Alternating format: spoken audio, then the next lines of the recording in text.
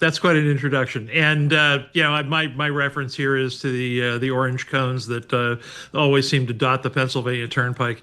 But as far as the U.S. Canada negotiations go, I think what you got here is a situation where both sides, particularly Canada, I think and Carney see an opportunity to make some political points, domestically, and but underneath that are some fairly serious issues Yeah. that I do think get resolved, and they largely revolve around trade and metals.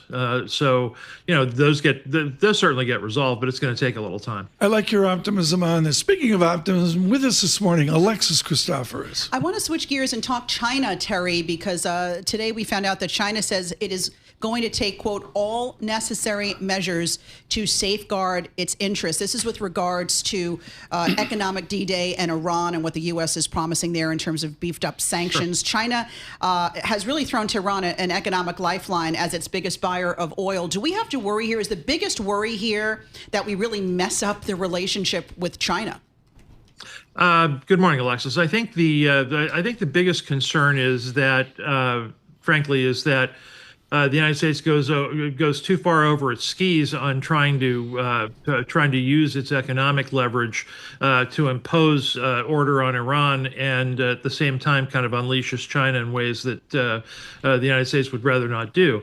The U.S. wager to me is that China isn't ready or isn't truly interested in challenging the U.S. on the use of these economic and geopolitical tools, and that that Washington's message that underneath the table that China is better off actually, being viewed as a more trusted partner in the Gulf region and beyond means that they need to shut down their client state, Iran, is the message that prevails. But that's a wager, sure. That's by no means something that is foreordained. Is putting the economic screws to Iran the best chance we have to end this war? Yeah, I'd say so, and I would have always said, I would have said so back in March. Frankly, not that I have any doubt of the ability of the United States to impose its will militarily there, but it's just that there are things. I mean, look past all the Trumpian bluster of the last 6 months or so. There are things the United States is not willing to do, and there are things that the world is not willing to have the United States do. We don't want to obliterate Iran. We want to deal with the regime. The way to deal with the regime is to deal with the economics. So and bring them to the table that way. Trump has given them far more rope than I thought he would have originally, but he's given them that much, and now we're all done. Can I ask Alexis a question? It's not like nuts August Lake America stupidity. I welcome it. Mr. Haines, if an election is a four-box solution, will moderate Democrats and moderate Republicans turn out?